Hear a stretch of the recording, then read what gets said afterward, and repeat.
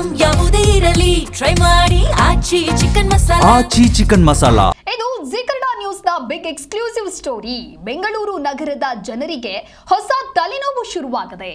ನಾಡಪ್ರಭು ಕೆಂಪೇಗೌಡ ಬಡಾವಣೆಯ ನಾಗರಿಕರಿಗೆ ಹೊಸ ರೀತಿಯ ಟೆನ್ಷನ್ ಇದು.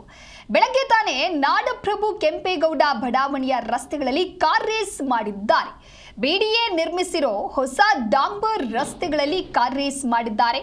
ಕಾರು ರೇಸ್ನಿಂದ ಬಡಾವಣೆಯ ನಿವಾಸಿಗಳಿಗೆ ಓಡಾಡೋದಕ್ಕೆ ಬಹಳ ಕಷ್ಟವಾಗಿದೆ, ಬಹಳಷ್ಟು ಸಮಸ್ಯೆ ಆಗ್ತಾ ಇದೆ ಅಂತ ಹೇಳಿ ಅಲ್ಲಿರುವಂತಹ ಬಡಾವಣೆಯ ನಿವಾಸಿಗಳು ತಮ್ಮ ಆಕ್ರೋಶವನ್ನ ವ್ಯಕ್ತಪಡಿಸಿದ್ದಾರೆ. ದಿಢೀರನೆ ಬಂದು ಕಾರ್ ರೇಸ್ ಮಾಡ್ತಾರೆ ಅಂತ ಹೇಳಿದ್ರೆ ಅವರಿಗೆ ಪರ್ಮಿಷನ್ ಕೊಟ್ಟಿದ್ದು ಯಾರು? ಯಾರ್ದಾದ್ರೂ ಅನುಮತಿಯನ್ನ ಪಡೆದುಕೊಂಡು ಹಾಗಾದ್ರೆ ಕಾರ್ ರೇಸ್ ಮಾಡಿದ್ರಾ? ಕಾರ್ ರೇಸಿನ ಆಯೋಜಕರು ಯಾರು ಅನ್ನುವಂತಹ ನಿಟ್ಟಿನಲ್ಲಿ ಸದ್ಯ ಇರುವಂತಹ ಸಾರ್ವಜನಿಕರು ಈಗ ಪ್ರಶ್ನೆಯನ್ನು ಮಾಡ್ತಾ ಇದ್ದಾರೆ. ಬೆಂಗಳೂರು ನಗರದ ಜನರಿಗೆ ಬೆಳ್ಳಂಬೆಳಗ್ಗೆನೆ ಹೊಸ ರೀತಿಯಾದಂತಹ ತಲೆನೋವು ಶುರುವಾಗ್ಬಿಟ್ಟಿದೆ. ನಾಡಪ್ರಭು ಕೆಂಪೇಗೌಡ ಬಡಾವಣೆಯ ರಸ್ತೆಗಳಲ್ಲಿ ಈ ರೀತಿಯಾಗಿ ಕಾರ್ ರೇಸ್ ಮಾಡಿದ್ದಾರೆ. ಕಾರ್ ರೇಸ್ನಿಂದ ಬಡಾವಣೆಯ ನಿವಾಸಿಗಳಿಗೆ ದಿನನಿತ್ಯ ಅವರ ಕೆಲಸಗಳಿಗೆ ಹೋಗೋದಕ್ಕೂ ಕೂಡ ತೊಂದರೆ ಆಗ್ತಾ ಇದೆ. ಆ ಬಡಾವಣೆಯಲ್ಲಿ ಇರೋರಿಗೆ ಸಾಕಷ್ಟು ಸಮಸ್ಯೆ ಆಗ್ತಾ ಇದೆ ಅನ್ನುವಂತಹ ನಿಟ್ಟಿನಲ್ಲಿ ತಮ್ಮ ಆಕ್ರೋಶವನ್ನ ವ್ಯಕ್ತಪಡಿಸಿದ್ದಾರೆ. ಇದು ನಿಮ್ಮ Zee Kannada news exclusive story. ಇದು ಬೆಂಗಳೂರು ಜನರಿಗೆ ಈ ರೀತಿಯಾದಂತಹ ಒಂದು ಹೊಸ ಟೆನ್ಷನ್ ನೀವು ಕೂಡ ದೃಶ್ಯದಲ್ಲಿ ಗಮನಿಸ್ತಾ ಇರಬಹುದು. ಯಾವ ರೀತಿಯಾಗಿ ಕಾರ್ ರೇಸ್ ಅನ್ನ ಮಾಡ್ತಾ ಇದ್ದಾರೆ ಅಂತ ಹೇಳಿ.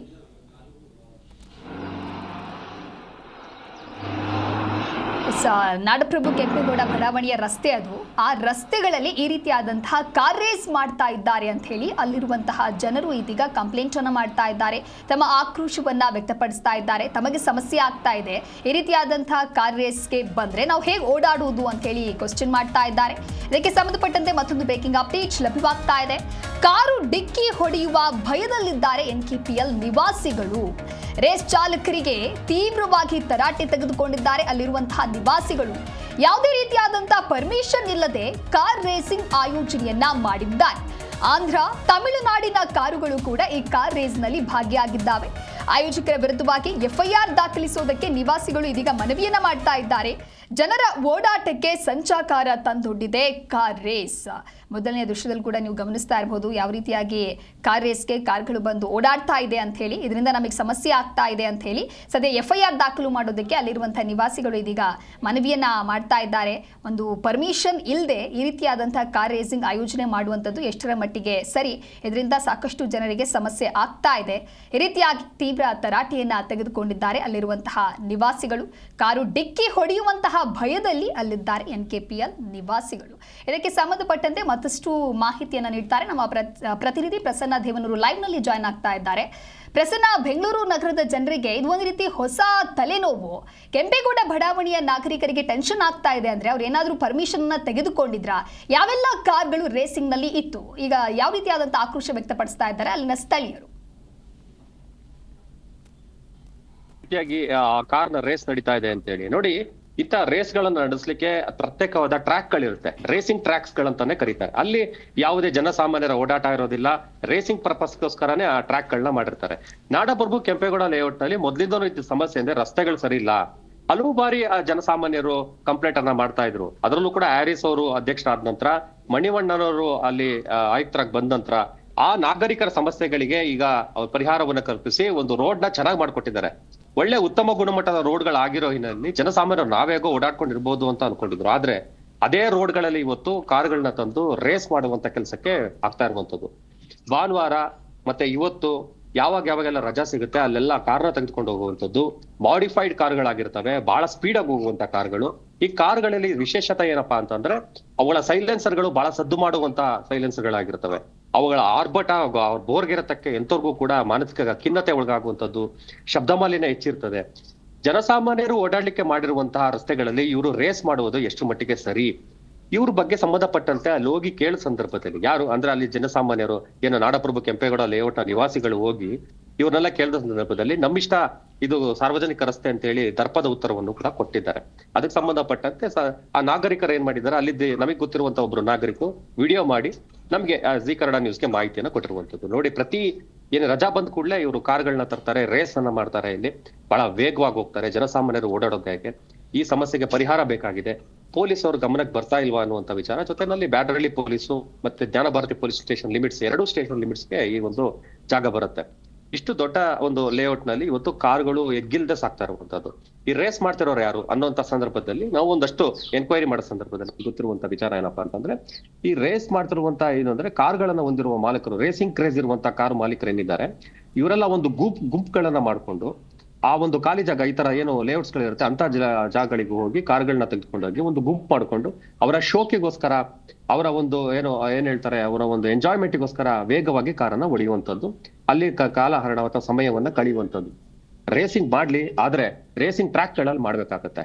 ಜನಸಾಮಾನ್ಯರಿಗೆ ಎಷ್ಟು ಪ್ರಾಬ್ಲಮ್ ಆಗಿದೆ ಇವತ್ತು ಅಂತಂದ್ರೆ, ಅವ್ರ ಆ ಟೈಮ್ ಆಚೆ ಬರಕ್ ಆಗ್ತಿಲ್ಲ. ಯಾವ ರೋಡಲ್ಲಿ ಯಾವ ಕಾರ್ ಬಂದು ಗುದ್ಬಿಡುತ್ತೋ ಅನ್ನುವಂತ ಒಂದು ಹೆದರಿಕೆ. ಒಂದು ಕಡೆ ಮಕ್ಕಳು ಸೈಕಲ್ಗಳನ್ನ ಹೊಡಿತಾ ಇರ್ತಾರೆ. ಈಗ ರಜದ ಸಮಯ ತಮಗೆ ಗೊತ್ತಿದ್ದೀವಿ, ಈಗ ಸಮ್ಮರ್ ಹಾಲಿಡೇಸ್ ಇದೆ, ಹುಡುಗರು ಸೈಕಲ್ ತಗೊಂಡು ಸೈಕಲ್ಗಳನ್ನ ಹೊಡಿತಾ ಇರ್ತಾರೆ. ಯಾರಿಗಾರು ತಗಲ್ ಬಿಟ್ರೆ ಭಾರಿ ದೊಡ್ಡ ಪ್ರಮಾಣದಲ್ಲಿ ಅನಾಹುತ ಆಗ್ತದೆ. ಹಾಗಾಗಿ ತಕ್ಷಣ ಪೊಲೀಸ್ನವ್ರು ಎಚ್ಚೆತ್ಕೊಳ್ಬೇಕು, ಸ್ಥಳೀಯ ಆಡಳಿತ ಎಚ್ಚೆತ್ಕೊಳ್ಬೇಕಾಗ್ತದೆ. ಈ ರೇಸರ್ಸ್ ಯಾರಿದ್ದಾರೆ ಇವ್ರ ಮೇಲೆ FIR ಅನ್ನ ಹಾಕಿ ಅಂತ ಹೇಳಿ ಪೊಲೀಸರಿಗೆ ಮನವಿಯನ್ನ ಮಾಡ್ತಾ ಇರುವಂತದ್ದು.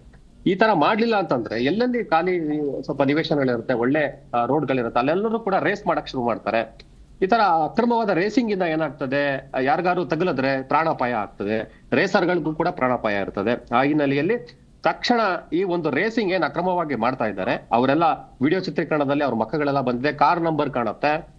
ನಾವೆಲ್ಲ ಓಡುವಂತ ಮಾಮೂಲಿ ಏನು ಕಾರ್ಗಳಿದೆ, ಒಂದು 15 ರಿಂದ 20 ಲಕ್ಷ ಕಾರ್ಗಳ ವ್ಯಾಲ್ಯೂ ಇರುತ್ತೆ, ಅಂತ ಕಾರ್ಗಳನ್ನೇ ಮಾಡಿಫೈಡ್ ಮಾಡುವಂತದ್ದು, ಅಂದ್ರೆ ಅದರ ಸೈಲೆನ್ಸರ್ ಗಳನ್ನ ಚೇಂಜ್ ಮಾಡುವಂತದ್ದು, ಬಾಳಿ ಸೌಂಡ್ ಬರೋ ರೀತಿಯಲ್ಲಿ ಅದನ್ನ ಬಹಳ ವೇಗವಾಗಿ, ಅಂದ್ರೆ ಸಿಟಿ ಲಿಮಿಟ್ಸ್ ನಾವು ನೋಡಿದ್ದೀವಿ. ಇಂಥ ಜಾಗಗಳಲ್ಲಿ ನಿವಾಸಿಗಳು ವಾಸ ಇರುವಂತ ಜಾಗಗಳಲ್ಲೆಲ್ಲ 40, 20, 10 ಕಿಲೋಮೀಟರ್ ಸಣ್ಣ ನಿಧಾನಕ್ಕೆ ಹೋಗುವಂತ ಜಾಗಗಳಲ್ಲೇ 80, 100, 150 ಕಿಲೋಮೀಟರ್ ಸ್ಪೀಡ್ ಅಲ್ಲಿ ಹೋದ್ರೆ ಜನಸಾಮಾನ್ಯರು ಯಾಕೆ ಬದುಕ್ಬೇಕು ಹೇಳಿ?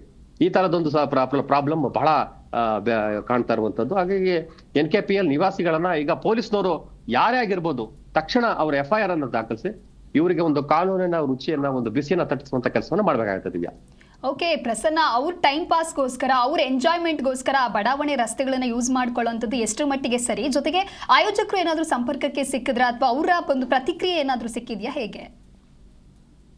ಅಂದ್ರೆ ಆಯೋಜಕರನ್ನ ನಾವು ನೋಡೋಣ ಯಾರಿರ್ಬೋದು ಅಂತ ಪರೀಕ್ಷೆ, ಅಂದ್ರೆ ಒಂದಷ್ಟು ನಮ್ಮದೇ ಆದ ಒಂದು ಸೋರ್ಸ್ ಗಳಲ್ಲಿ ಚೆಕ್ ಮಾಡುವಂತ ಕೆಲಸವನ್ನ ಮಾಡಿದ್ದೇವೆ.